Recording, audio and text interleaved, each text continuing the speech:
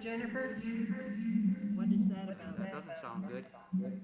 That's some echoing. Everybody needs to mute their mic.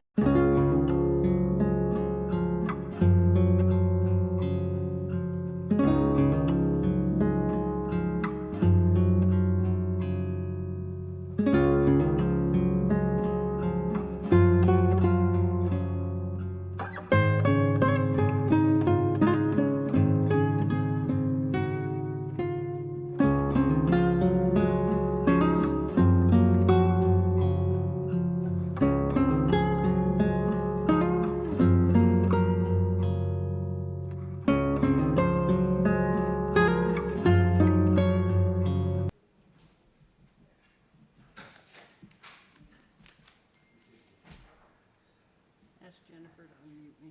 So I can What talk meeting, again, 'cause what if I meeting can't is talk, going we've got on a there? problem. It was either capital or finance. It looked like maybe the capital plan. Can you, one of you ask Jennifer to unmute me so I can test if I can talk? Oh, you want me to text her? Call, just talk to her. Jennifer, can you unmute Jane?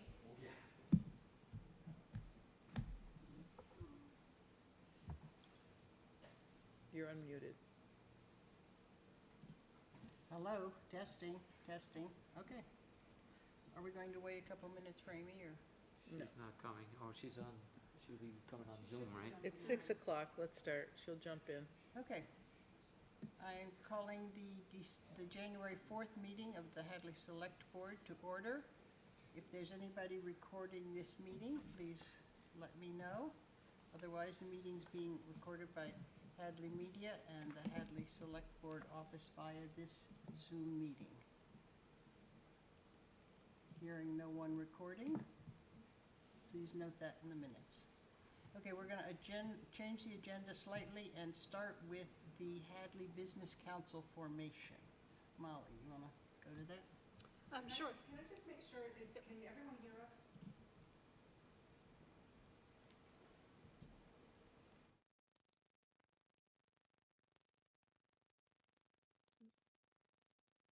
Yep.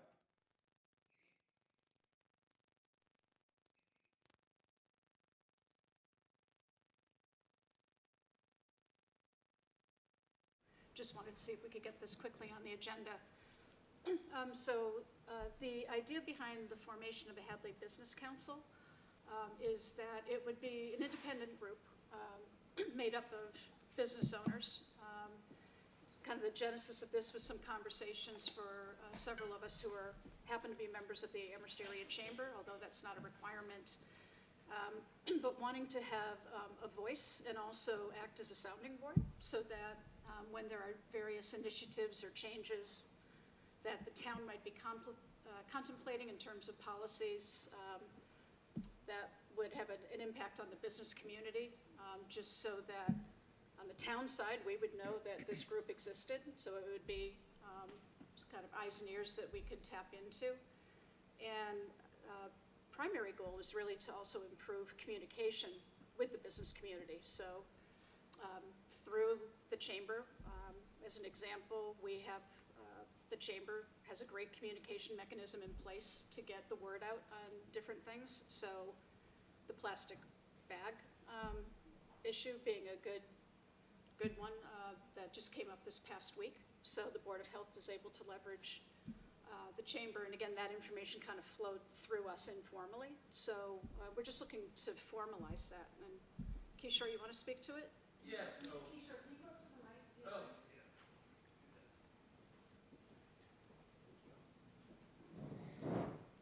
yeah.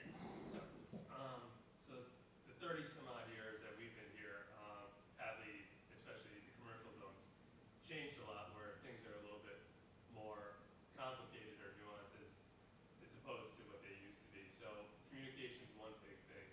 There's a lot of small businesses that, as Molly pointed out, don't know what's going on. And there's a lot of people who are trying to start businesses who sometimes don't know which direction to go in. So that's another aspect of the association or committee that we would start. What kind of support role do you see the select board playing, if any? Legitimizing it in a certain way, I guess. I mean, just the mere fact that the select board, if let's say that the council had an issue that they wanted to bring forward, that you would give us audience, would be one way. And then from a communication standpoint, certainly making sure that if there are things that are being discussed, whether it's through the inspections department or here or the bylaw committee, that information is being brought to this business council for discussion so that, as a town, we'll be better by getting feedback before something happens instead of after the fact. After the fact feedback's always wonderful, but it's not always the best feedback. So in actuality, we certainly have a lot more businesses in town than Amherst does. We're a little bit more thriving in businesses than Amherst. I would think that, and I never understood why our businesses always went over to Amherst where we had so many here. Why didn't we have our own chamber? Why didn't we have our own group? And I think this is a good start to it, and I think that, in order for us to have a better communication, this is, a way of starting to do that. So I would like us to be our own, where we would, make rules and regulations, and everything that we do anyway in the town really affects the businesses here in Hadley. And having that communication with people, I think, is a lot better than not having it. When I was a business owner back in the 90s, there were several attempts, from 90s to 10, there were several attempts to have a business association. And my sense was there really wasn't anybody willing to step up for leadership. Where did it go, or where did it They start? They would have groups, they would invite everybody who owned a Hadley business, we'd get together, we'd have a meeting, and it would fizzle.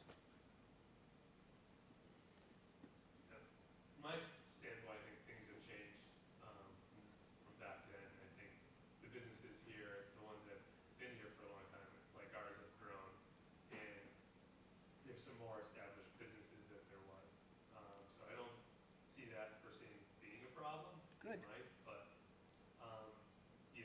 the latest example I could give you right now is just the Route 9 expansion, of how many businesses individually have issues with it, but they don't come together at all. They don't have a place to come together and voice their opinions about it. And it is an issue. There's Yeah. no denying that. Whether this starts out small and stays small, or starts out small and grows, one way or the other, I think it's a good thing to have, as Molly said, a voice in the community to help get things out, and a place to talk to, and then a centralized group to bring it back to us if need be. So I think it's a good idea. I mean, it all starts too with people that are responsible for our building committee and our buildings and things like that, where people want to start up businesses. It's the building inspector, the electrical, the fire, everybody that is involved with the startup of a company. And that process starts at town hall when they take out a permit, and then proceeds. They usually get their information from town hall on how to go about setting up their business.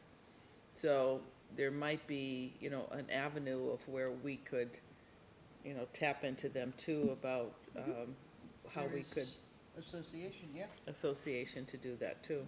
Yeah, there's a lot of small businesses or people are trying to start businesses who, for whatever reason, maybe get intimidated or don't know how to navigate our town hall.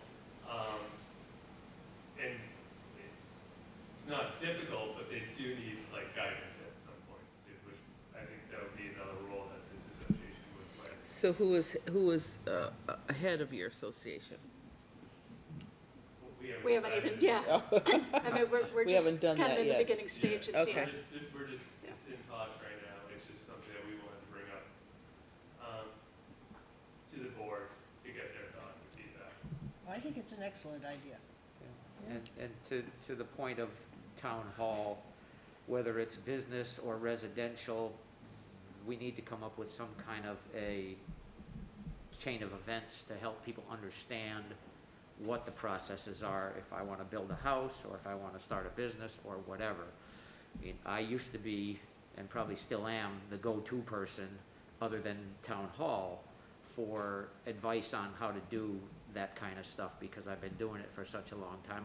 I know all the rules and regulations, and it's kind of, we need one-stop shopping in town hall, rather than, okay, you gotta go to here, here, here, here, oops, you forgot to go there, now you gotta go back and do it all over again. If there's a chain of events written down, I think it would be I think it hugely is written helpful. down somewhere. Well, Jessica, I don't do really you think have? so. Will we have a good standing kind of thing that goes through every department, when somebody comes from one department, like Jim does it all the time, if they're doing something for the planning board, he'll say, okay, is this people in good standing, take care of the town, anything that you need from them? It's not formal. I think some kind of a written document would be really useful. If you want to A, B, or C, you need to do this in this Who's order. gonna create that document?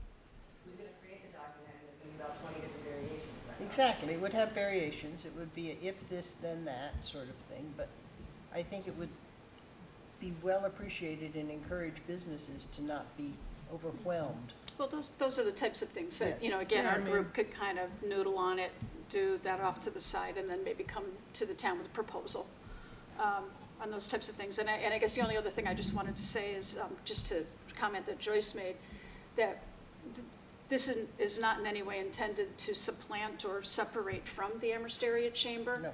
No. It's kind of think like a concentrated group, focused on Hadley, because again, Amherst has to worry about Amherst and Sunderland and And they're- Belchertown, and they well, have different rules. And their area is so much different than ours. Yeah, very different. You know, Yep. they're not really Mhm.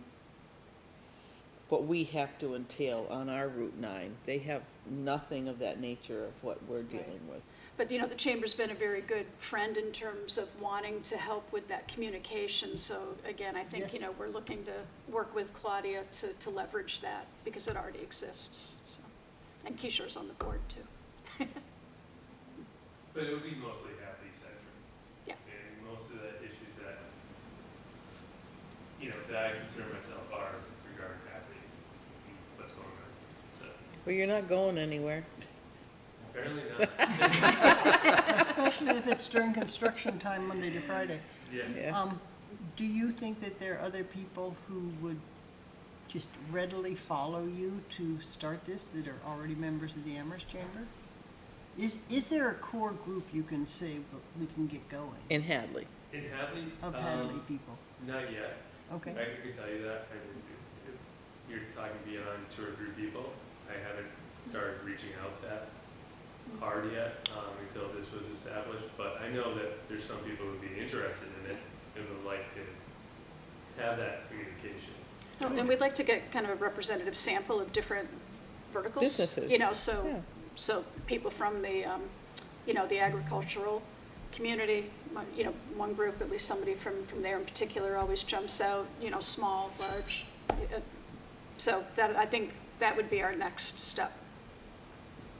Yeah, I'm all in favor. Aye. You don't need a vote from us, it would just, no, Can I ask for Yes. clarification? Do you see it as a select board appointed council or totally separate? That was asked of me, so I just wanted to Yep. clarify, have you guys clarify. This is a separate entity that the select board will be a part of. Correct. Okay. Yep. you would just come to us with concerns or whatever after you set up your committee Or and feedback. or- whatnot. Yeah. And there would be a contact person for us to say, hey, this is coming down the pike. We want you to be aware of such and such. Yes. And that, in all likelihood, would be me at least to start. Yeah. In terms of the liaison, if you will, from the board to the group. Mhm. Yeah. Okay.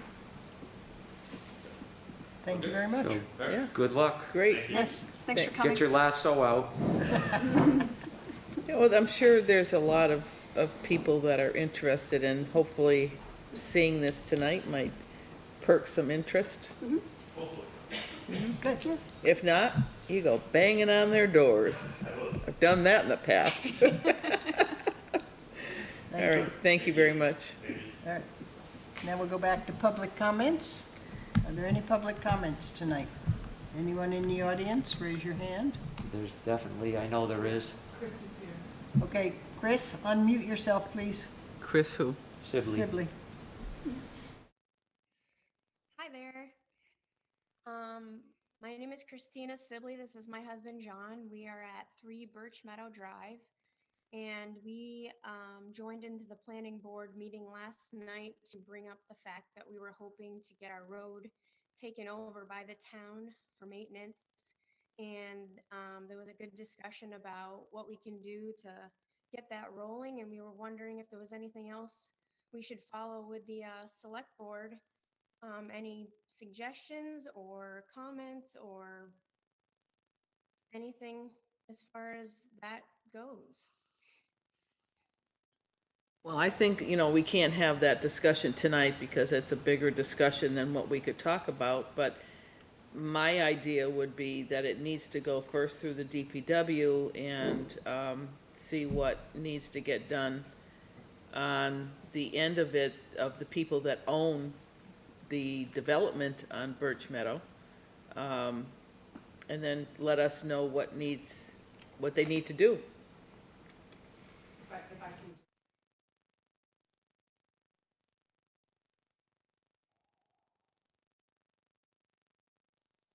As, Bill's wife, so I know Bill is here as well. And Scott, you're here. Do you have anything you want to say at the moment?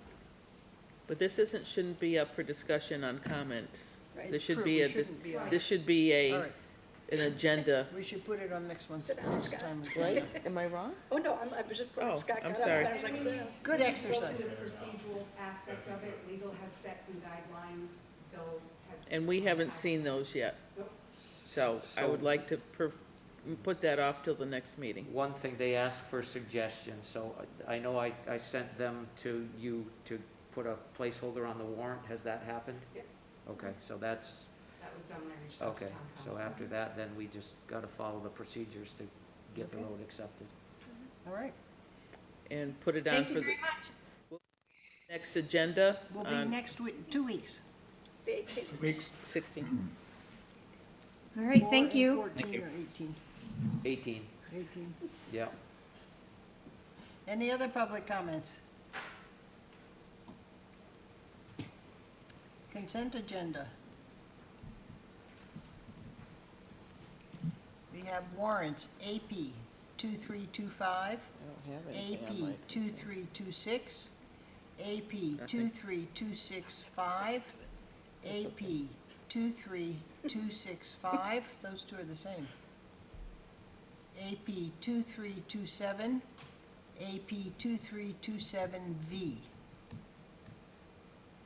Those are the same. Can I double up the numbers? 23265, they're right here, they're here.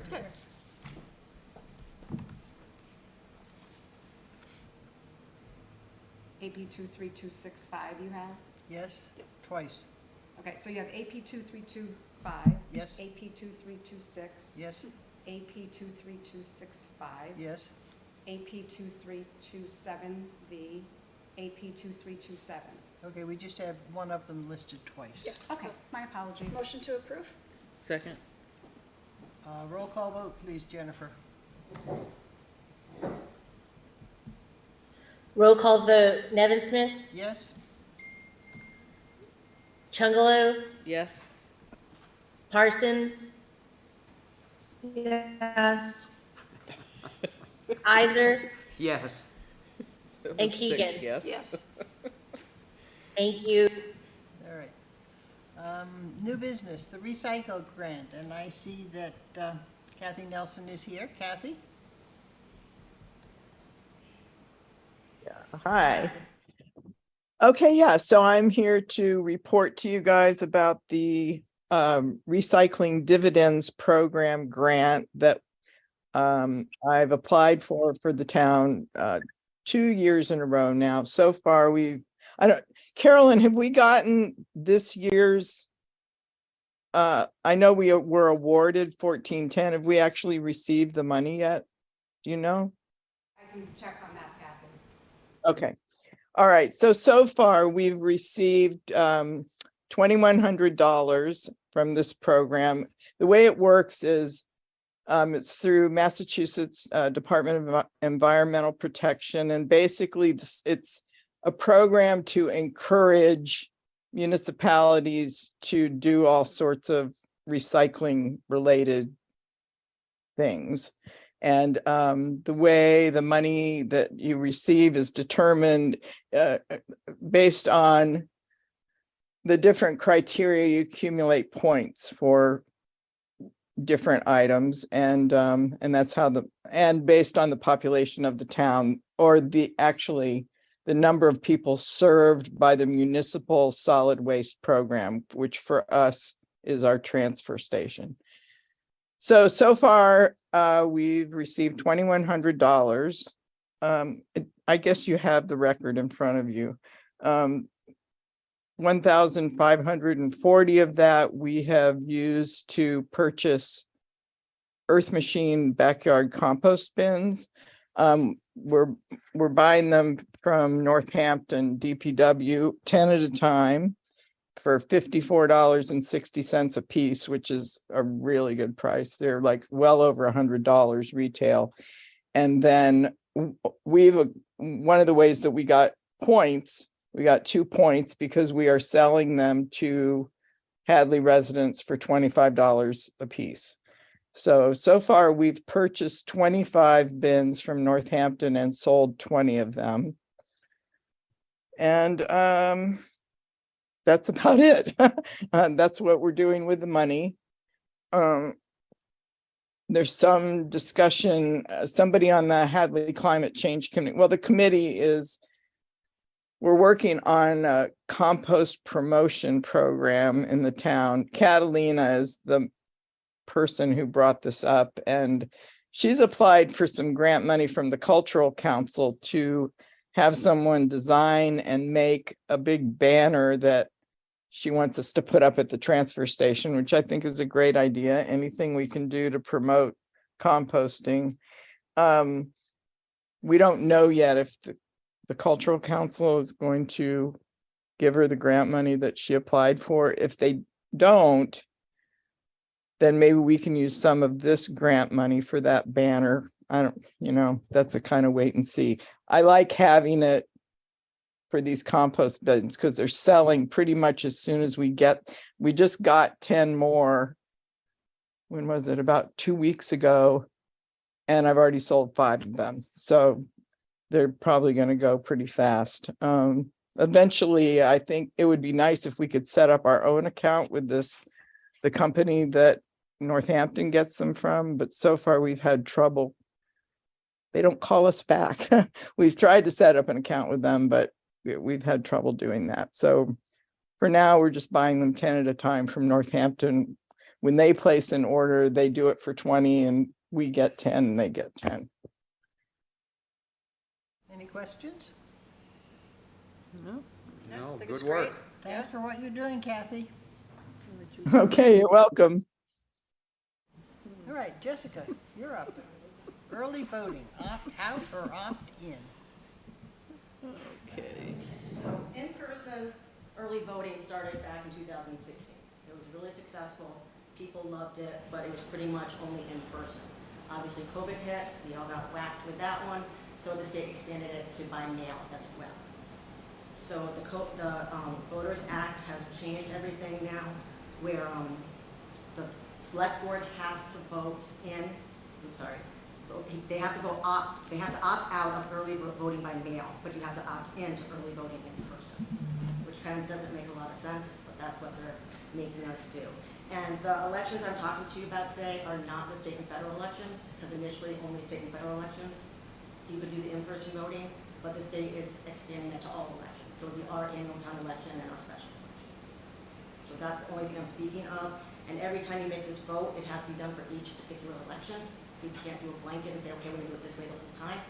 So I'm gonna have to you guys are gonna have to re-vote on this for every election that we have. And That's town and local. would a ballot vote be considered an election, or is that separate? No, that'd be our election. That'd be special That would be, election. so if we have a finance issue that is But a ballot one, they never can do a write-in or an absentee ballot, can they? For every election. Well, They that's what can I'm do an asking. absentee, they can do an That's what absentee I'm ballot. Meeting, obviously not. Okay. For an election, there's always absentee. Oh, All right, so your request. So my registrars recommend, again, the select board vote out of early voting by mail. And the reasons I have for that is the additional time it takes to process all the packets, the tracking of the packets, the separation of the ballots, the cost it takes to mail the ballots, receiving them back in. What was really frustrating to me, especially during the primaries, I think we sent out over 1,000 ballots, and we got maybe 600 back. So I just think that's wasteful as far as time and money that we're paying people to do that. The reason why I want to do the opt-in for early voting in person is because it worked so well the first 2 years pre-COVID. Now we're going back to the world, kind of post-COVID, trying to get things back to normal. And we're not like the state, and we're not going to send every single resident an early vote application. Because I get inundated with those, and the state sent those out. We're not going to do that as a town. So I think that people would appreciate me having the hours open during town hall for them to vote, and we can do it for like 17 days before the election. So we'd still have early voting, and absentee voting is not affected by any of this. Absentee voting will stay as is. Just what about people who are in like nursing homes and who don't want to come in? 95% absentee disability. They have to go absentee. The only difference is early voting, you don't need a reason at all. Absentee voting, you're going to be out of town, you have a disability, or religious beliefs. I'll make a motion to accept opt-out.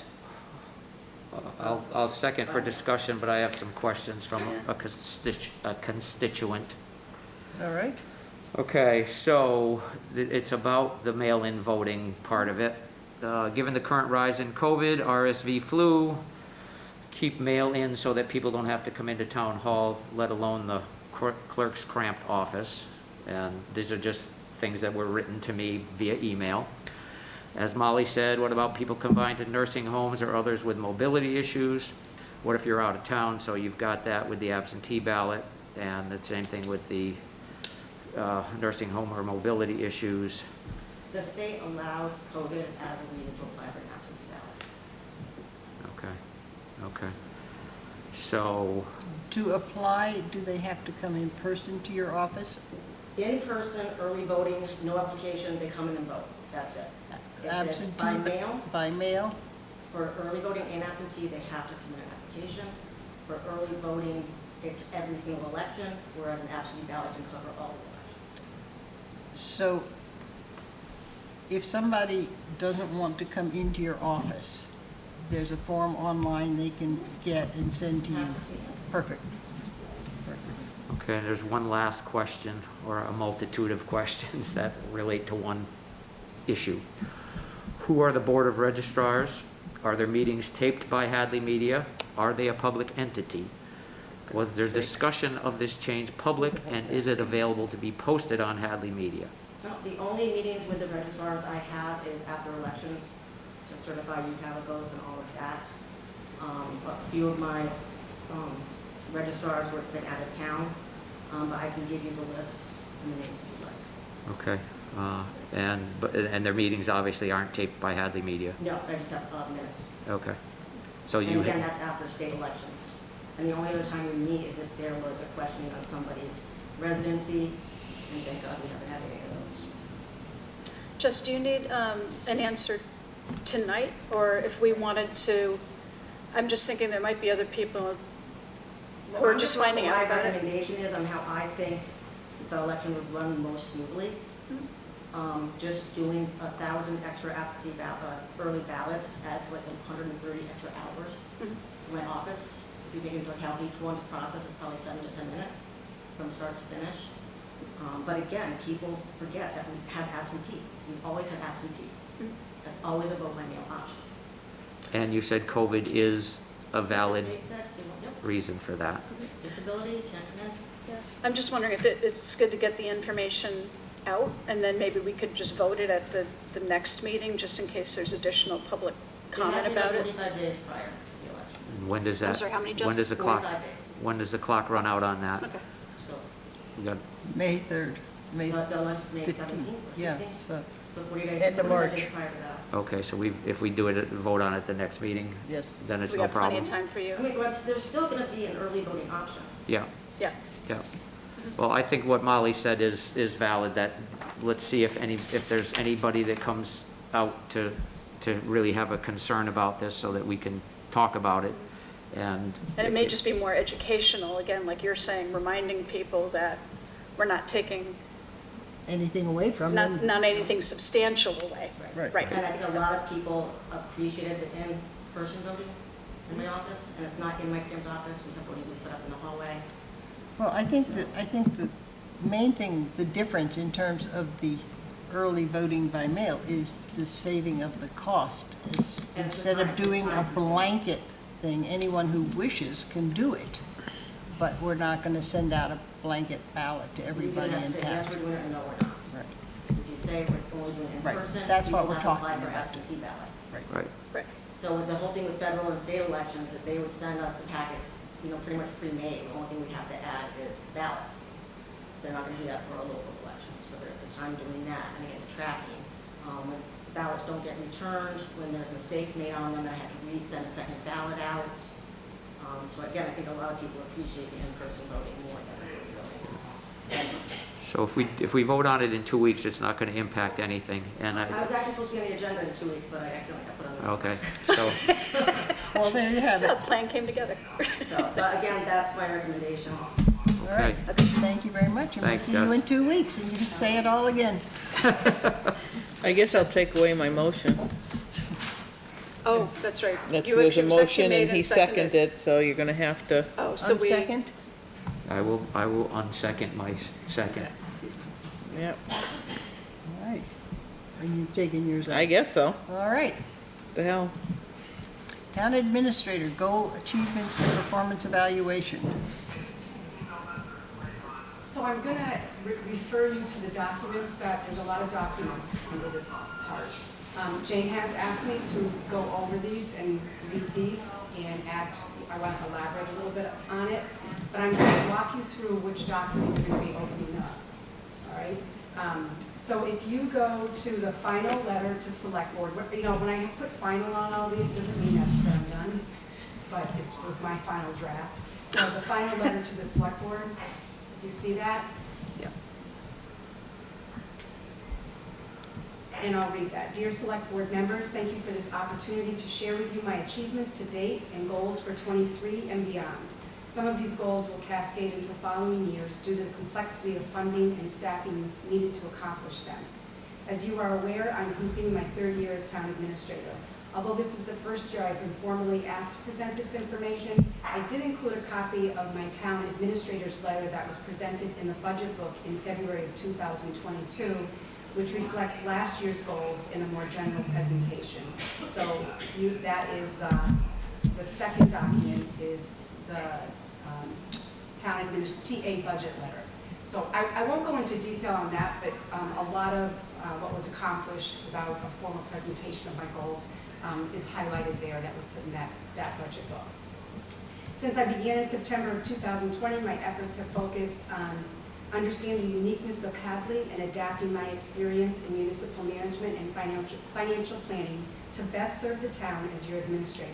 I am thankful for the support I've received from the staff, the residents, and the select board. So now you're going to go to the document that says final achievements, How do I go back to final that? administrator achievements. Right? Find it. Yep.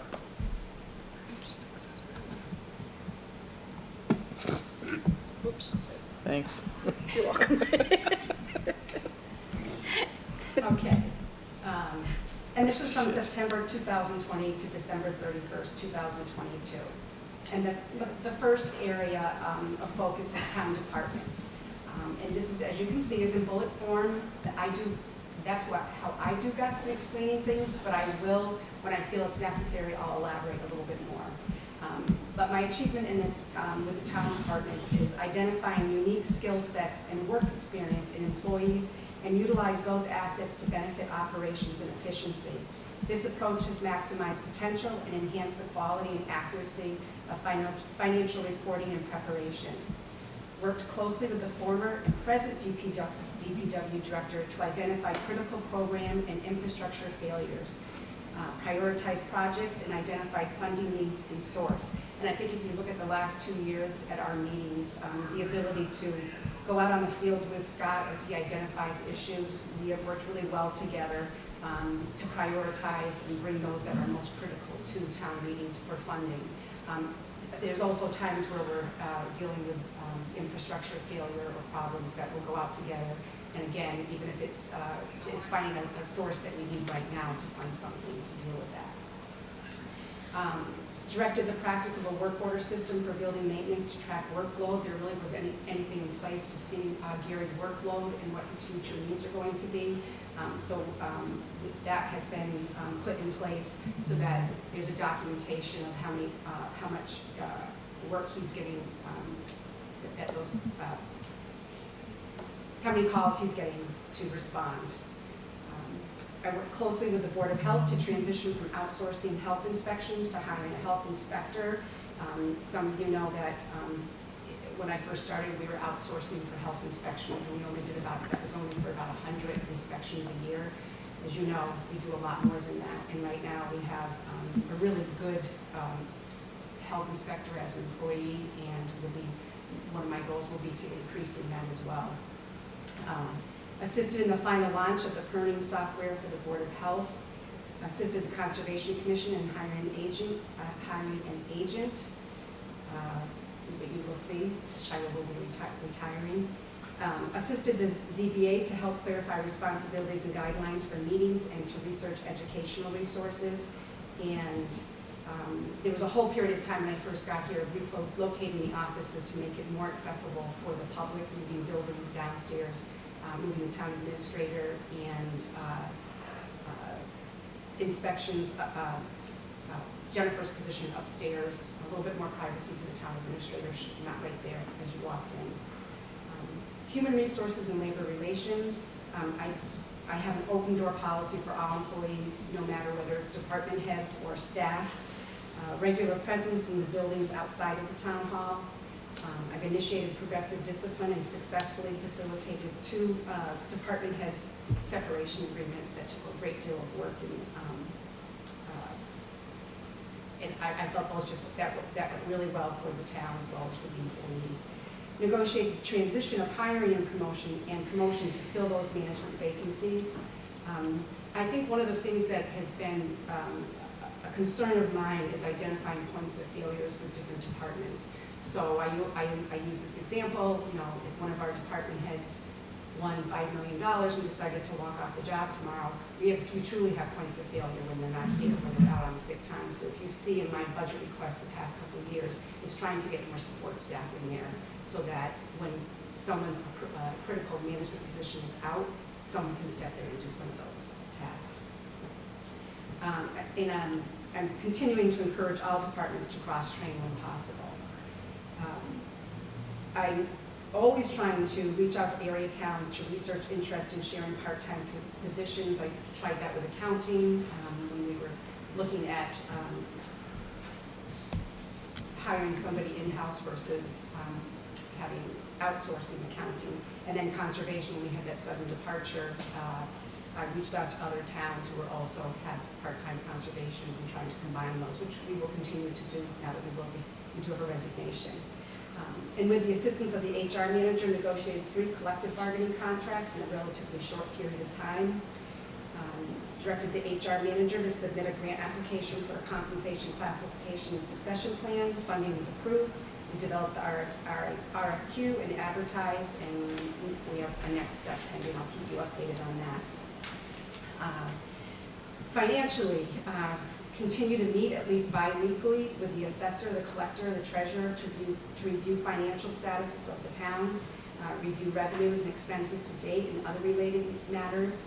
We meet monthly with the assessor, collector, treasurer, and a representative from the select board and finance committee. Right now that's Molly and Amy. Identified in September of 2020 when I first got here and learning the financial aspect of the town as well as the projects that were in place.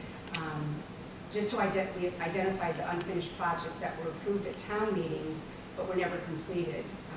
With the research and the reporting provided by the treasurer, we were able to meet with the departments and boards responsible for these projects, and as a result, the treasurer was able to release, reallocate, and reappropriate these funds. One of the things I have done the past 2 years is I sit with each department head as we go over the budget, and we're trying to make it simpler, eliminate redundant line items in the budget that were unclear or confusing, and streamline similar expenses into one line item. I've initiated an audit of all office equipment throughout the towns to see if leasing is more cost effective, which I do think it is. That is beginning soon. Created a capital improvement plan working group. I've asked the treasurer, a representative of the select board, capital planning committee, and the finance committee to assist me in creating a 5-year capital improvement plan to present to the capital planning committee and to the select board. That long-term plan is critical to bond rating and with the financial stability of the town and planning. Directed the DPW to create a purchase order system to eliminate unpaid invoices at the end of the fiscal year, with the intent of eliminating that at special town meeting in the fall, having to pay those prior year balances, and I think we're really making progress with that. And I also monitor on a monthly basis all the departmental expenses, not in a micromanagement way, but to be able to flag line items throughout the year to correct accounting or departmental posting errors. With the town meeting, I simplified the warrant so it's easier to read. If you remember, there was multiple different versions of it, and reached out to everyone who uses that warrant as a working document to make sure it was, I didn't simplify it too much, but I think it's eliminated some confusion with the multiple copies. And I think you all know how successful the special town meeting was in introducing PowerPoint to the department heads and the support staff to use at town meeting to present needs or requests visually, and provide a tool for the treasurer to present her debt and funding analysis and plan to the voters, which was extremely helpful. The ribbon cutting event, which I coordinated and provided oversight to the extremely well-attended ribbon cutting event in 2021 for the senior center, the library, and the North Hadley substation. Some of the initiatives include the dike levy assessment and maintenance. I took a lead role in securing an engineer in 2021 to complete phase 2 of the levy analysis and mapping procedures, and successfully received town meeting support to phase 2. I'm continuing that project, working with the Massachusetts Silver Jackets on the FY23 Hadley Flood Risk Management Outreach Project, which will provide the much-needed education out to the community on flood protection. And I continue to work with the engineers to develop a maintenance plan that involves different levels of maintenance with cost estimates, and ensure that the basic level of maintenance was funded in FY22 budget. The DPW trailers definitely identified the severe deterioration of the administrative and break room trailers, reached out to local legislators and received earmarks to help with that, renovate those. We found out replacing them is going to be too expensive and didn't have enough money, so we're now renovating them and making them a healthier place to work in. And confirmed with the treasurer that an article for feasibility studies with other buildings had enough money left over to hire an architect for a feasibility study for the DPW building, and we just finished our second meeting, and it was a great committee, and I'm very excited about that. The bylaw committee was formed at the request that I requested from the select board, and the streetlight conversion project is now complete and pending receipt of the incentive from Eversource. Business and resident relations, this is going to piggyback a little bit on what we were talking about earlier, but I consistently reply immediately to residents or businesses when there's concerns that come to my attention. I use a team approach with the DPW to meet at residents' homes. It's not uncommon for Scott and I to do that together, or at local businesses when issues occur regarding infrastructure or road repairs. And responding quickly, I'm just finding it so important with the MassDOT lighting project, as Kishore mentioned. Some of it's just communication, and I can't always solve their problems, but I can at least be that intermediate between Baltazar, Mass DOT, and the local businesses. And they have expressed appreciation, even though I can't always solve their problems. So I do meet on a regular basis with representatives from local businesses, restaurants, and hospitality. And I do make an effort to attend special events in town. The COA is very good about inviting me to special events, especially 100-year birthday events. Climate change held a workshop that I attended, Trunk or Treat, the Memorial Day Parade, and the 911 Traveling Memorial. And whenever a board or committee asks me to attend one of their meetings, I do the best I can to do that. I think one of the things that I'm very comfortable with, and it has helped, is I developed and maintained a strong relationship with our senator and our state representative, and the relationship that I had established with the lieutenant governor certainly made a highlight of the ribbon cutting event. So those are my achievements, and I'd just like to wrap it up with my goals before we move on to Jen. My goals for '24, but they will be starting now. This is what I want to start immediately. We do need to update the organizational chart. It's outdated. It is still the organizational chart that was used when we had some elected positions. So I'll be working on that to present to you for approval. And we will be completing the compensation classification and succession plan. We will complete the employee handbook update. It got stalled a little bit on the new unions that are forming, so we're looking for guidance from our town council on how to proceed. One of the things I'd really like to do is have department heads. You often see DPW, you often see police and fire, but I'd like to bring in the other department heads to update you on what's happening in their departments. I think it would be very helpful for you to see what's happening. This may seem silly, but I do think that I would like to try to secure funding to hold some employee recognition, honoring years of service milestones. You have, unlike many other communities, you have people who've been working here for over 30 years. And I think even 5-year and 10-year it's important to recognize that. I'm not sure how to do that, but that I do want you to know that that is a priority for me to recognize those that have invested in Hadley and stayed here.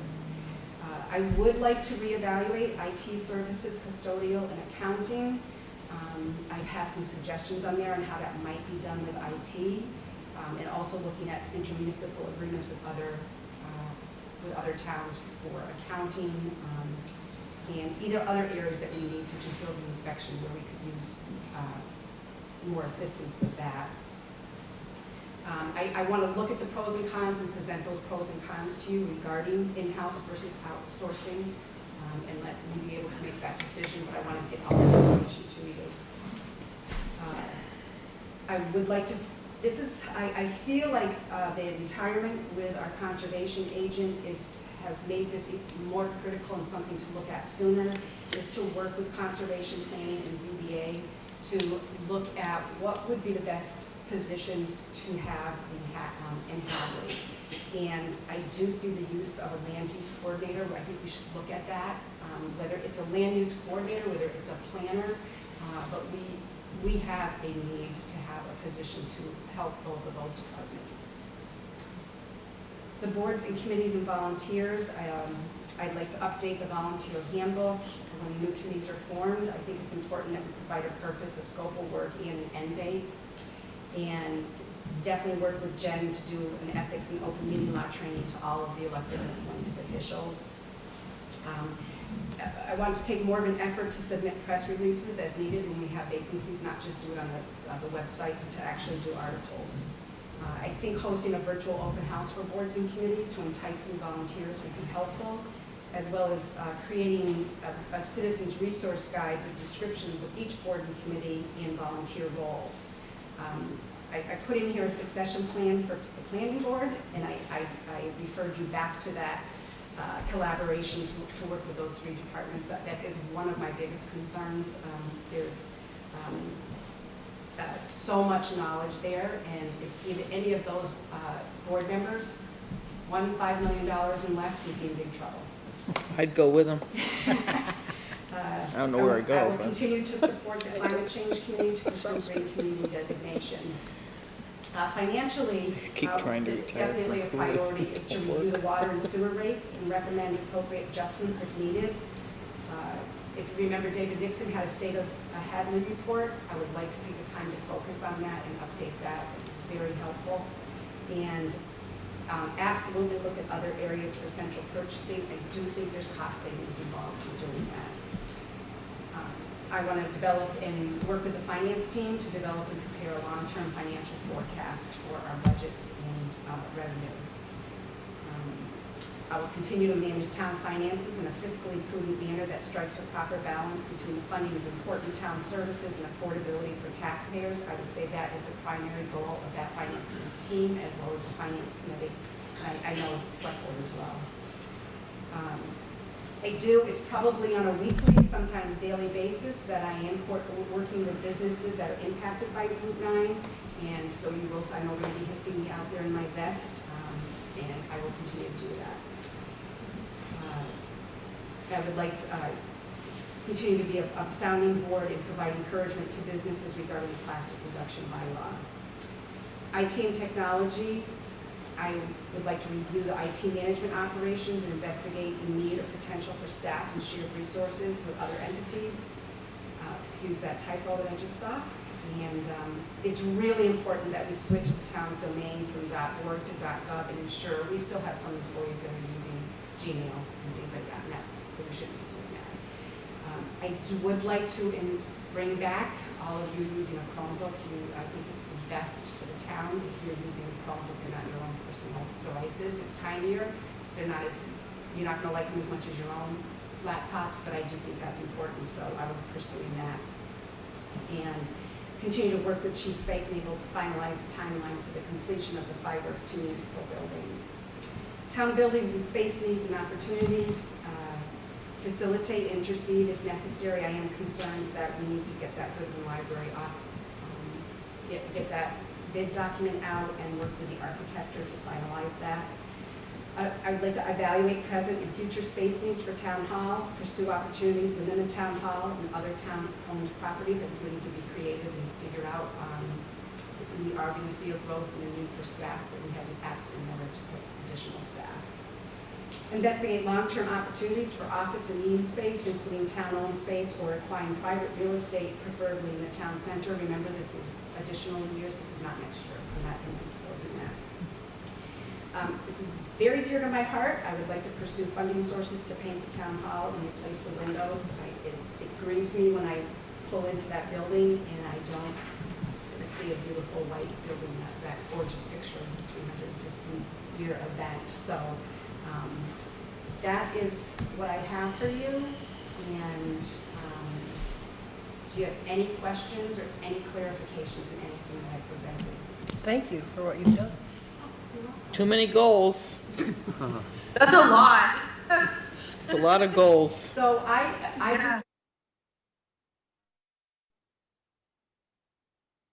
can't wait till next year so I can tell you everything that I completed. And again, I did say not just next year. Okay. So I have one question Sure. about the hiring of somebody for the fire department and IT. So Do we have somebody that's- in mind that has the There may be. skill set? But that's more of an example. Okay. I think that there are positions out there that will be being hired, that may, newer positions that are coming on that may have that skill set. So I was just kind of planting the seed. To the benefit of the rest of the town, too. Absolutely. Yeah. Yeah, absolutely.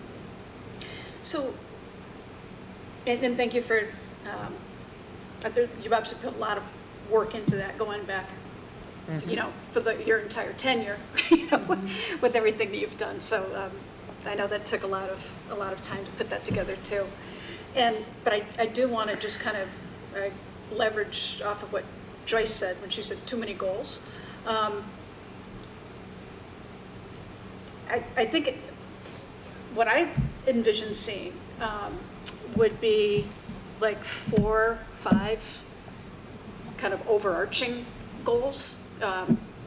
And typically, you know, you'd look at SMART goals or the acronym, right? So in the past, what we've done is, I think back to, David Nixon, looking at Chief Mason, Chief Spanknable, where when from a performance evaluation standpoint, you've got the basic job description duties, communication and dependability, all of those types of things. But then we would have like 4 or 5 key goals with specific deliverables so there was a time frame. So they were specific, they were measurable, achievable, whatever the acronym is, I don't remember, but and so, I'm thinking back to like Chief Mason. I remember one of his goals was to position the department for accreditation. So we knew what was involved in that, and then he said, okay, by June 30th or whatever, I'm gonna move us from here to here. And it was something that was very, tangible. You could see it, and he could say, I got it done, or I didn't get it done. Chief Spanknable updated all of the SOPs and whatever the acronym is there, like standard operating procedure. So that was one specific thing. And so I'm wondering if there's a way to take what you've done. Like I hear a lot of human resources in there. So is there a way to kind of boil that down into something that says, by whether it's June of 2024 or December 31st of 2023, this is what I'm going to have done. On the financial side of it, I'm wondering, the piece that's missing for me is a strategic plan.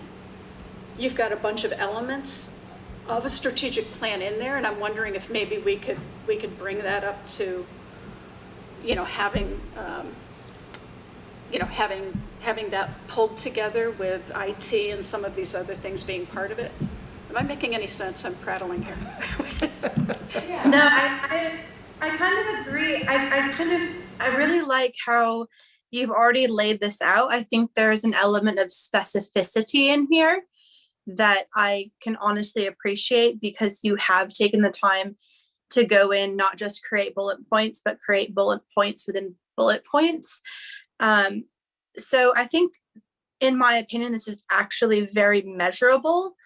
And as you said, you're not necessarily indicating that these all need to be done within this fiscal year. And I don't know, and correct me if I'm wrong, that we haven't actually decided how your evaluations are going to go. Is that right? In about 5 minutes. Okay. So no, that's fine. Apologize, the dog. But I really like this because you've actually set yourself up quite a bit in here, and I think that there's a lot to off of. I don't know if you're, Molly's point, I do understand that there isn't exactly like deadlines or dates, but I also know that your job is so, there's just so much going on all the time, every day, that you can't exactly give yourself a specific date, if that makes sense. Is there anything from what Molly said that you think maybe should be changed? I guess I want to listen to everybody's input to help me figure out exactly what the next step that you guys want. I think your job is fluid. So you react and have things to do on a day-to-day basis, but your job is like, you don't know what's going to come up, and so you kind of take the bull by the horns each day.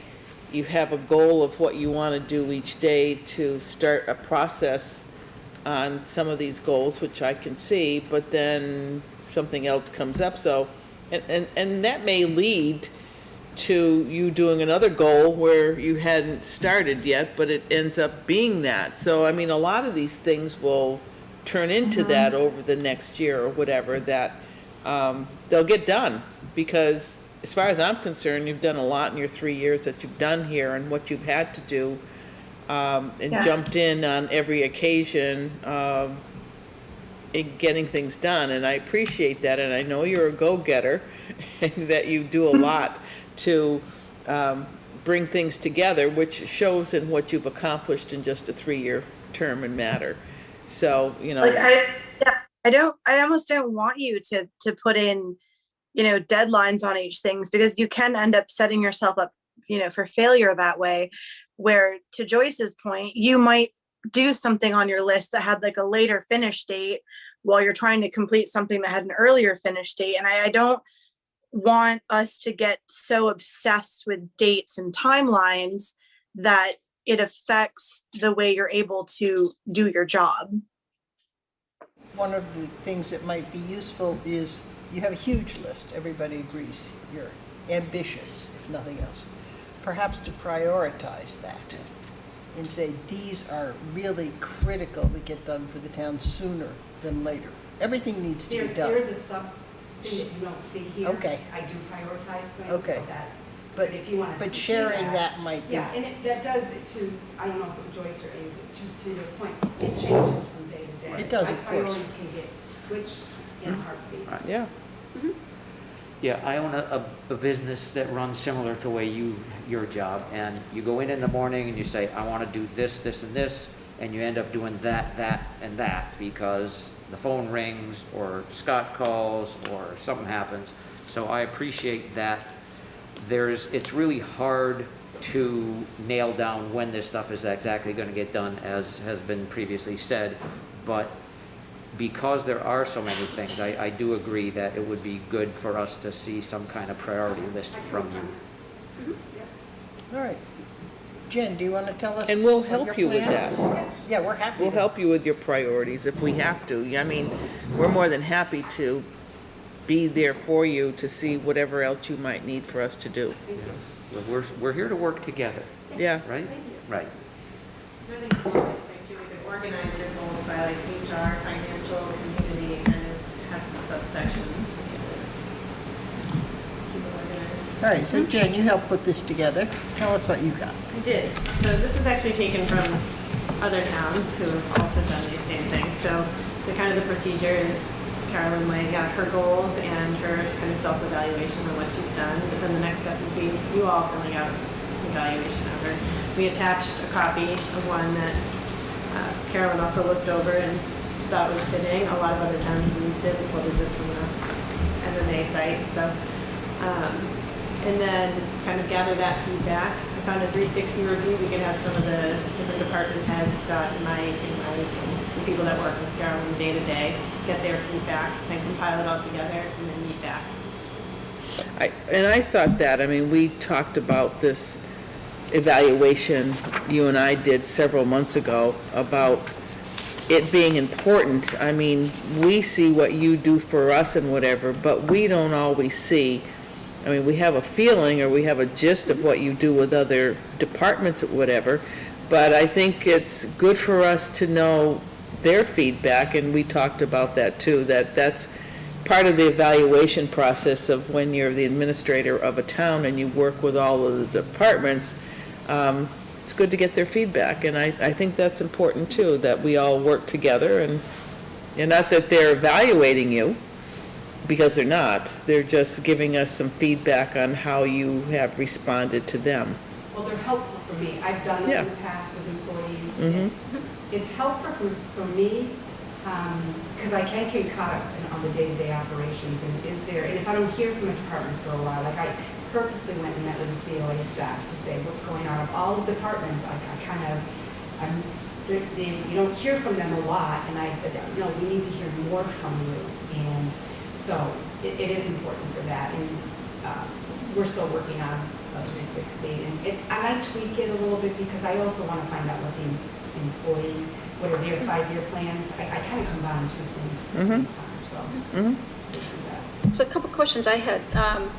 I mean, the evaluation forms, fine. I mean, they all tend to be pretty similar. Yeah, we can add or change like little details if there's something people want on there. I'll have to come in and get one, because I don't have one. No, you can look at mine. Can I have yours? So the questions I had for the performance evaluation, so what period of time is, That is a good question, yeah, because this refers to like pandemic management, and I'm like, Right. I'm kind of hoping it was behind us. I suppose it's still kind of ongoing, but We are in still I think pandemic. it's based on that time when I was here, which was, I came right in the middle of the pandemic. So it's probably looking, you guys weren't, you weren't here, Randy weren't here when I was Yeah, here. no, so that's when I saw that, I said, oh, I mean, normally we wouldn't be doing a 3-year performance review. Right. Yeah, I see what you're saying. So we could Right. say focus on more of the recent, Well, I think that Molly's asking us to set some parameters because things back then may be totally different than now. So, Well, and I don't feel that when you bring on new members of the board, to have them be able to evaluate the administrator when they haven't actually worked with them. And when we first had this conversation, I didn't feel that Molly or Randy actually had the expertise or whatever of knowing what Carolyn's work had been or what she's done. And, you know, I think in getting to know somebody, you get to see the other evaluations that people do and how they've worked with her over the years. And I think that was important for you to read those up on, although, you know, us having been on the board, we at least know what Carolyn has done and how she's worked. So that was one of the reasons I thought the 360 was a good way to evaluate. Yeah, no, 360 is fine, I'm just asking a practical question. Yeah. I mean, so if we're.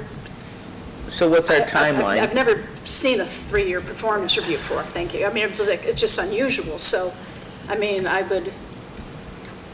are we doing an evaluation now? Are we not doing, I mean, I'm assuming we're going to do something yeah, now, right? yeah, so. And then the question, just kind of the timeframe. So it how covers. about January 1st, 2022 to December 31st, 2023?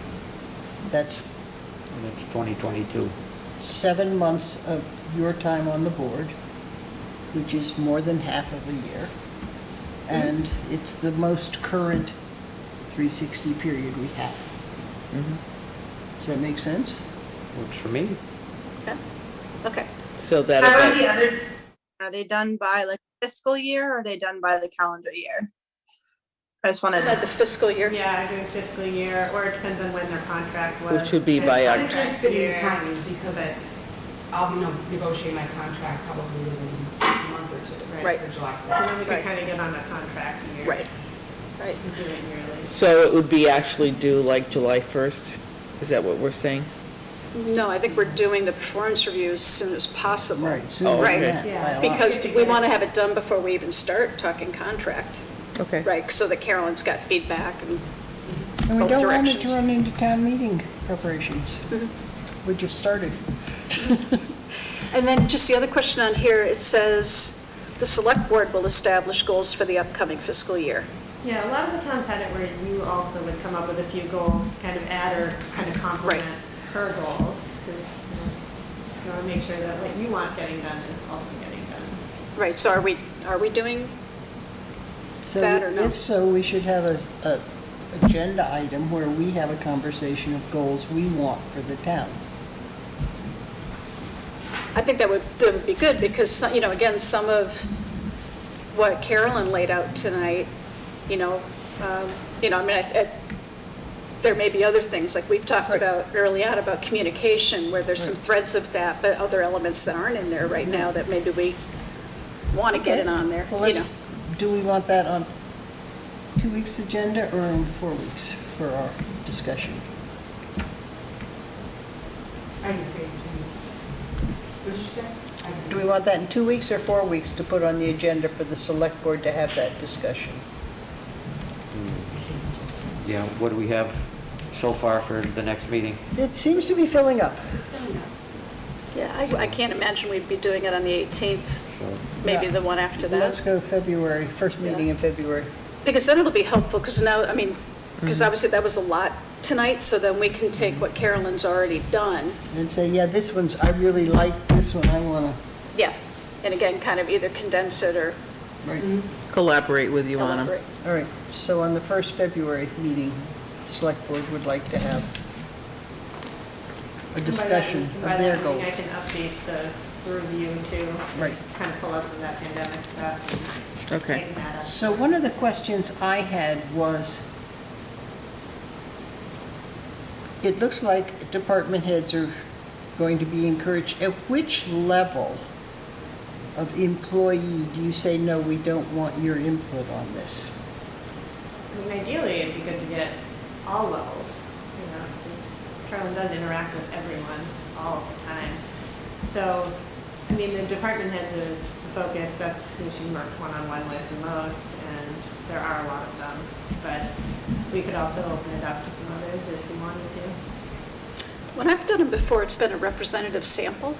It hasn't been like every Employee. employee, No. and it hasn't even been every department heads. It's typically the people that you work most closely with. Yeah, I wouldn't say you would do, that would be too many. It's a lot. You know, Yeah. you would do with the people that you deal with the most, the DPW, the chiefs, COA, So I would, you know, if, yeah. I would like an opportunity to have it from each department head. There are some people, some employees that aren't a department head. I work closely with Gary on a regular basis. There's positions like that that are really important. There's some staff that I don't have any real contact that wouldn't make sense, but, you know, even in the divisions, the highway and water and sewer, there are certain individuals that work on a regular basis that, but it's your call.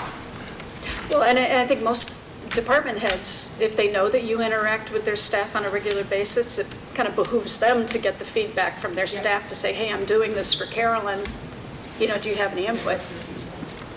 Or the option of saying, do you want to do your own form? And I think we leave that up to Jen to say, wait a minute.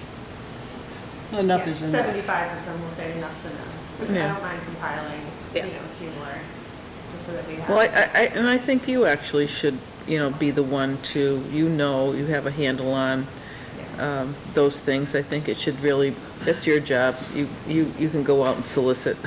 I can do that. How's that sound? Sounds good. I'm not taking your job, you do your job.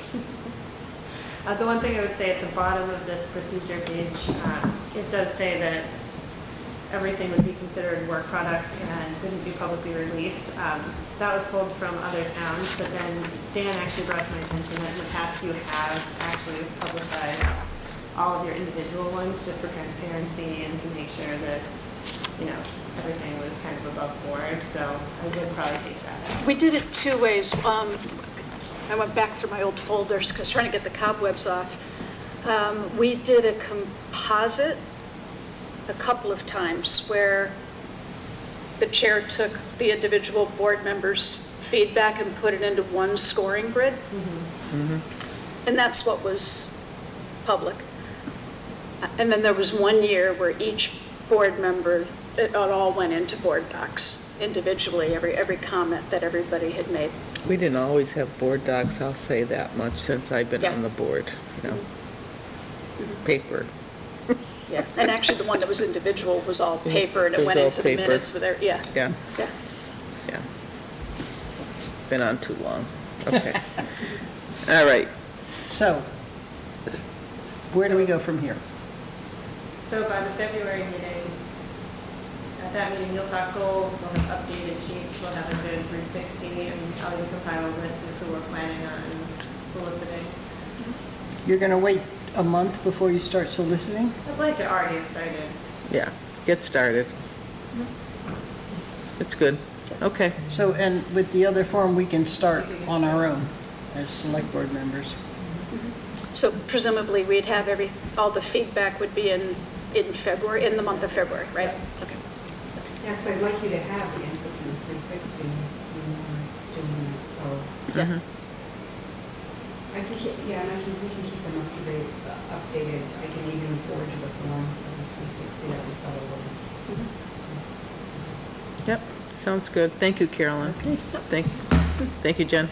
Thank you for paying attention. All right. Can we skip to the police so that they can get out of here tonight? Well, we're going pretty quickly. Hadley Housing Authority is. Was that a no? We'll be there in 3 minutes. I know. Hadley Housing Authority is moot because the governor appointed David Moskins last week. annual town meeting warrant. We need to vote to open it. Motion to open annual town meeting. May I have a second? Second. Roll call, Jennifer? Roll call, Nevin Smith. Chungalo. Parsons. Yes. Iser. Keegan. Yes.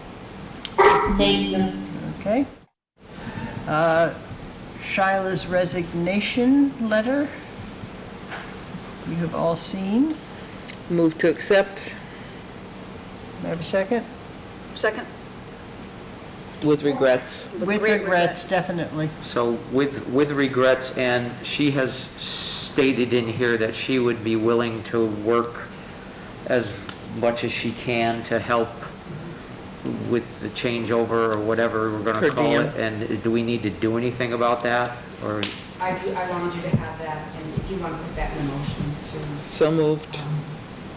Yeah, so I talked to her this afternoon or this morning, and she's willing to do whatever she can, so I think we should be willing to allow her to do that, so, and Jane said Joyce said so moved, so I'll second that part of the motion as well. All right. So roll call vote, Jennifer? Roll call, Nevin Smith. Chungalo. Parsons. Yes. Iser. Yes. And Keegan. Yes. Thank you. Okay, now we will jump to the police employment status change discussion. You came with me, but you won't come to the table. You got, you have authority over him, so you can make it happen. Yeah. You're in charge. Thank you for having me. I will try to be quick. Last meeting, I briefed you a little bit about the situation we have with our two full-time officers, brand-new officers, who are currently on what they call waivers from the MPTC, which is the Mass Municipal Police Training Commission. What a waiver is, without getting too much into the minutia of this nonsensical argument, what a waiver is it basically is a way for police departments to request the ability to allow officers with the baseline level of training to work as full-time police officers prior to attending a police academy, okay? So basically what they're saying is because of exigent circumstances, short staffing, all of these reasons which we have to provide, they are saying these officers are good to go. We will back up the initial training that they've had as trained officers.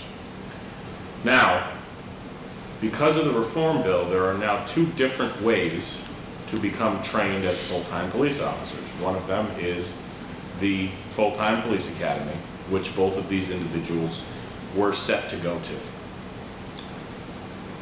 Without getting again into the minutia as to why they did not attend the academy, one of them was the medical leave that we've talked about, we don't want to get into again. The other way to become a certified full-time police officer now is what they are calling, and what the MPTC has designed as what they call the Bridge Academy. I'm not a huge fan of it, however, they say that when you mix their initial base level training with the Bridge Academy, that is enough, according to the new reform bill, to suggest that this person is now certified as a police officer. Now, our issue is this. I have one of those officers in that Bridge Academy now. He's attending classes while he's working. Most of it is, the classroom portions are online, and then there's 3 different sections that he has to attend in person. The other officer can't begin attending those trainings until July, somewhere around there, July. The MPTC has told us, this is no good, your officers' waivers are expired because they were supposed to attend the full-time police academy. It is MPTC policy that those waivers expire. Mitch and I have both spoken to 2 different individuals from the training council. I spoke directly with the director of training, and Mitch spoke with the deputy chief of training. Both of us apparently made strong enough arguments that they are going to take our arguments and send it to their legal counsel from the state. Essentially, what we contended was that the CMR, the actual law, suggests nothing of the sort that the MPTC committee has the right or the ability to revoke a waiver or in any way say that it is expired until it hits the prescribed, within the law, 270-day period.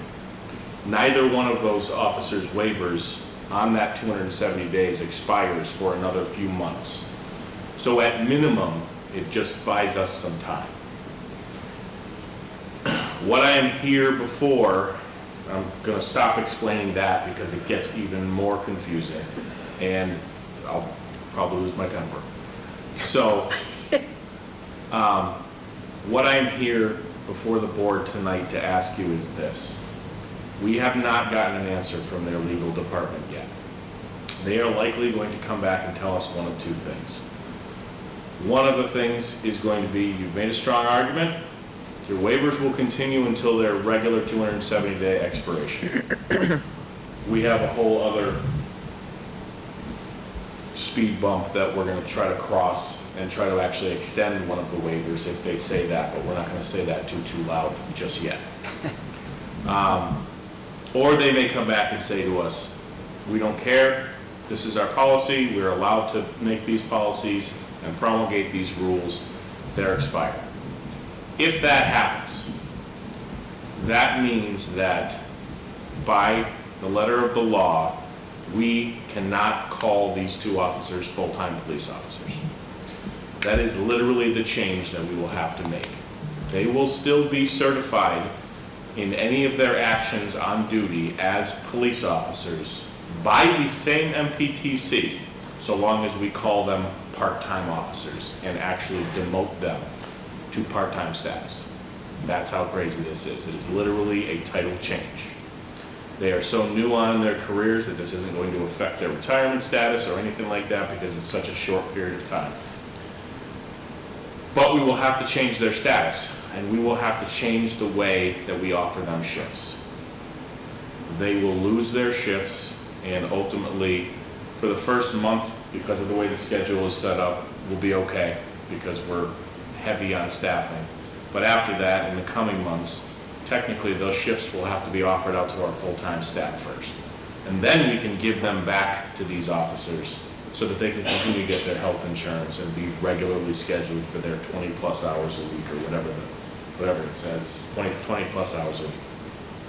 So, all of that being said, what I'm asking is this. If the worst case scenario happens and the MPTC comes back and says their waivers are expired, they need to immediately be removed from full-time status and moved to part-time status.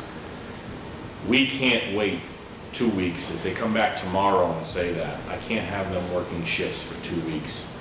In the event, I mean, goodness knows, this town ain't getting any safer, clearly. So, if something happens and their training gets called into question, that's not something that we want to do. As ridiculous as it is, I would like to have the board vote and give Carolyn and I permission that if the MPTC says they cannot work as full-time police officers, you must drop them to part-time, that we would have the authority to do that with your assent today in the event that we can't get to another meeting quick enough and put it before you. So that's what I'm asking. So moved. You got it behind, Amy's got it. Yep. Second. Whatever. Randy seconds. Any other discussion? God bless you. You can have whatever you want. Jennifer, roll call. I'm gonna ask for help. Got it. Hey, we're doing a roll call vote. Sorry. Roll call vote. Nevin Smith. Chungalo. Parsons. Yes. Iser. Yes. And Keegan. Yes. Okay, now you can go. Thank you very much. Now you can get on your Thank helicopter. you. Obviously, I'll send you an email. Good luck, chief. Fine, thank you. See what kind of lawyer you are. And great job Yes. being done by our department too. Thank you Yes. very much. All right, Scott, Welcome. let's do the abatement. We did this abatement last time, you may recognize. There was a Glitch. technical glitch. Glitch. So, I actually don't see it here. Where it's is at the it? bottom. 5.59. Right after. Right after the police status change discussion. Oh, Algonquin. Yeah. Algonquin. All right, so, I would recommend granting the abatement due to the fact that we cannot test the meter to prove its accuracy. And in our previous discussion, that this is not a normal thing for us to grant an abatement. We usually deny them, but under this circumstance, I would recommend that the abatement be granted. For $51.54. No, 48. No. $48.55. If you scroll down, keep scrolling to the last page. So this was, we did not vote, I'm not, wait, sorry. Oh, yeah. You did not vote a specific number, so we needed to get this back on. It's Okay. $48.55. $48.55 for the water abatement for Gunkwit Drive. Right. I'll make that motion. Second. Motion by Joyce, second by Molly. Jennifer, please. Roll call vote, Nevin Smith. Chugalo. Yes. Parsons. Yes. Isaac. Yes. And Keegan. Yes. Thank you. All right, Thanks, Scott. all right. Jennifer, license renewals, anything here? You'll notice in board docs, there are 2 renewals for tonight. One is a common vicular and one is a class 2 auto dealer. Since there are only 2, I did not make a spreadsheet. But I would ask you to approve both of those, and then hopefully I'll be back in the office before the end of the week, and I will get the last of our people rounded up and get them in here for the 18th. Do you need those approved separately because they're 2 separate categories, or just the 2 together? I believe you could do them together, if that's okay with y'all, since there's just the 2 of them. I'll make a motion to approve the common vic license for Inspired by Opportunity, doing business as Wendy's, and the Class 2 auto dealer license for Northwest Auto Sales 2. Second. Second to Amy, I'll give it to her. All right, Jennifer, roll call, please. Roll call, Nevin Smith. Chugalo. Yes. Parsons. Yes. Isaac. Yes. And Keegan. Yes. Thank you. All right, and lastly, we have discussed reviewing the fees from the various departments and whether they're covering costs of the departments. And we have a lot of schedules here. And is there one compiled of all of these, or? So these came in a little late, and I did have to send a couple back to get some recommendations. So what I would recommend is take a look at these, but I'd really like to get this on one document, so it's easier. That for would you be guys to look easier. at, You know, All right. and I'm still waiting for 2 more, so. Well, then we can't I look just at them want, I all. didn't want to take it off, but feel free to take a look, poke around Okay, when you go on there, but, yeah. all right. All right, Thank you to the departments that got those in, I appreciate it. all right. Other items not anticipated 48 hours in advance. Can I, just a reminder, Molly had asked for a description of the town administrator's role and the select board. It's in there, it's in under my section, so. Yeah, I saw that, and is that something that at some point in time, we should talk about it? Yeah, and I think it's good to look at it as you look at the performance review and what the bylaw says about the town administrator. Yeah. But it was really hard for me to find anything on the role of the select board in Hadley, so. you might Yeah, have no, some- yeah, I think that's This was MMA. that's what I've ever seen, the Selectmen's Handbook, the MMA. right. Yeah, So, We just wing it. We can discuss that at the same time we're looking at our goals and see if we Yeah. want to change the goals of the select board. Oh, great. After all these years, Hey, thanks. You'll Yeah, have some great. restrictions due to master and laws, Yeah. so that, Shucks. yeah, sorry, just let you know, we can't. Can't get crazy We here. have some limited, yeah. All right, we've already done. So I had one thing I just wanted to bring up quick, which was unexpected, but I just wanted to make a comment about the plastic bag ban. Walmart was a cluster over there. They didn't have bags, they had nothing. People that shopped, they didn't know anything about it when they went into the store. I thought that they could use the bags that are being used in Northampton, which have been in effect in Northampton at Walmart for probably the last, 3 years, I think, because they put the ban on plastic in Northampton probably that many years ago. And Oh, yeah. so they have a great plastic bag over there that's reusable for 125 times.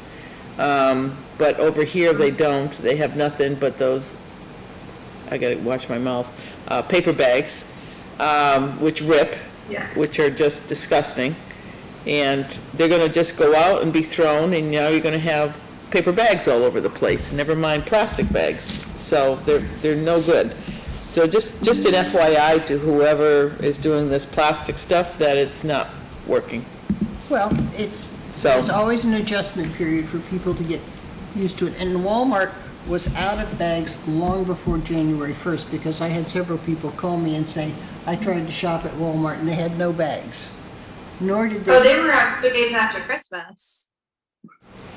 And but I'm a bargain shopper.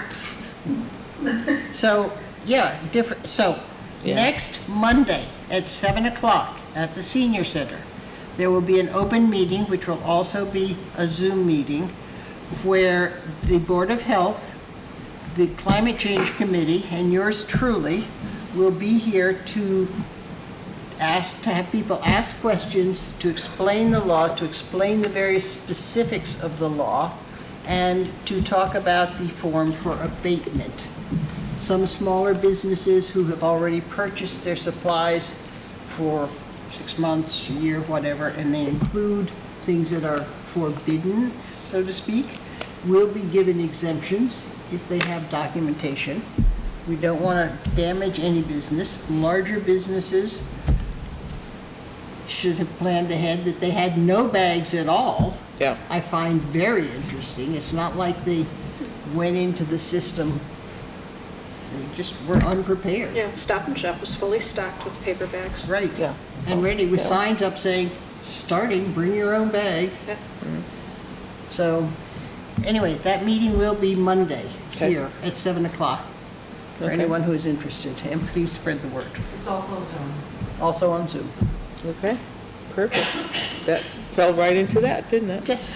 Do you have any announcements for us? I do.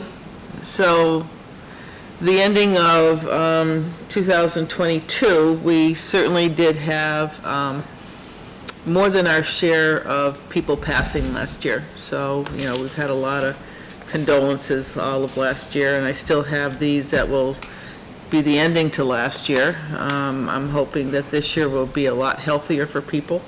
And I won't have to read as many, so hopefully people will stay healthy and well for this coming year. So Happy New Year to everybody. We had the passing at the end of last year with Irene Paulson, 98 years old, and she was the mother of Connie Michkowski, longtime resident of here in Hadley. Adolf Pipchinsky, father of Jane Zalewski and Dennis Pipchinsky, and their grandchildren. So condolences to Adolf's family, and he also came from a very large family. He had 12 siblings, so there are a multitude of relatives here in Hadley, so condolences to them. We had Josephine Kostick, which was 101. So long time resident here. She was very active. You could see her out mowing her lawn all the time. So condolences to her family. Charlie Malik passed away, husband of Ellie and daughter Cindy and David. And he was a Legion member and a longtime resident here in Hadley also, so condolences to his family. And that's all I have for that. Anybody else have any announcements? Amy, I know that it would be appreciated if you could sign some papers at the select board office. May I have a motion to adjourn? So moved. Motion by Joyce, Second? second by Molly. Jennifer, Oh, please. wait a minute. Wait. No, I don't know if you can read those yet, though. I could read one. It was Alex McCretsky also passed away, and that was in the newspaper, so that I can speak to that also. So condolences to the McCretsky family. The other one, no, Amy. Okay. I have a motion and a second to adjourn. Jennifer, roll call, please. Roll call vote, Smith? Hello? There you are. Okay, roll call vote, Em Smith? Yes. Chungalo? Yes. Do you know that person? Parsons? Yes. Iser? Yes?